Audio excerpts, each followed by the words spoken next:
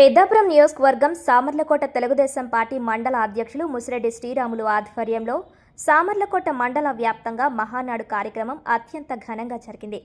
Party శ్రేణులు, నాయకులు, కార్యకర్తలు వేలాదిగా తరలివచ్చి ఈ కార్యక్రమాన్ని విజయవంతం చేశారు.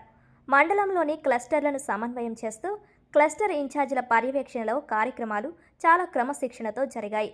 ముఖ్యంగా క్లస్టర్ 6, 7, 8 విభాగాల్లోని నాయకులు పోటాపోటీగా ఈ కార్యక్రమాన్ని అత్యంత ప్రతిష్టాత్మకంగా నిర్వహించారు.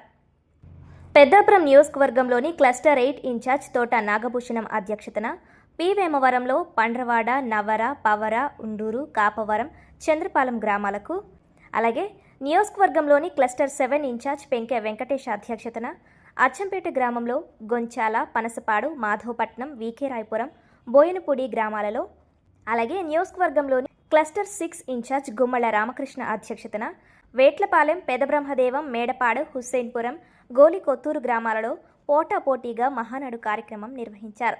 ఈ మహానాడు కార్యక్రమంలో ఉదయం 10 గంటల నుండి సాయంత్రం 6 గంటల వరకు నిరంతరాయంగా కార్యక్రమాలు జరిగాయి. ఈ సందర్భంగా హాజరైన వారందరికీ మధ్యాహ్న భోజన వసతిని కూడా ఏర్పాటు చేశారు.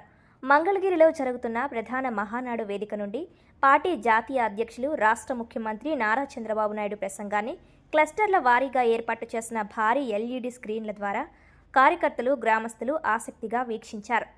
ముఖ్యమంత్రి దిశానిర్దేశాన్ని శ్రేణులు స్ఫూర్తిగా తీసుకున్నారు.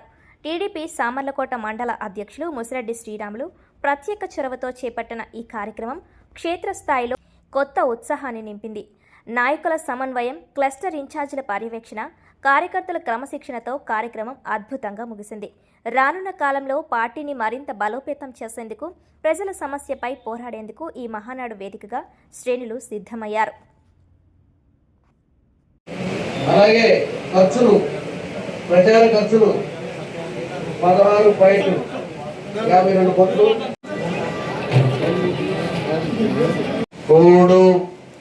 గూడు గుడ్డ నినాదంతో రాజకీయాలు కొత్త అర్థాన్ని ఇచ్చింది తెలుగుదేశం.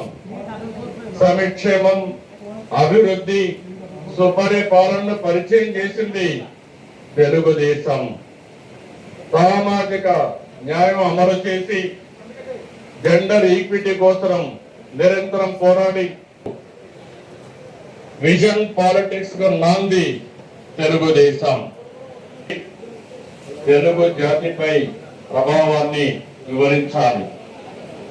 తెలుగుదేశం పుట్టుక, అభివృద్ధిని తెలుగుదేశం పార్టీ ఆవిర్భావం అని చూడాలి. జాతీయ జెండా దేశానికి గౌరవం, పసుపు జెండా తెలుగు వారి ఆత్మగౌరవం.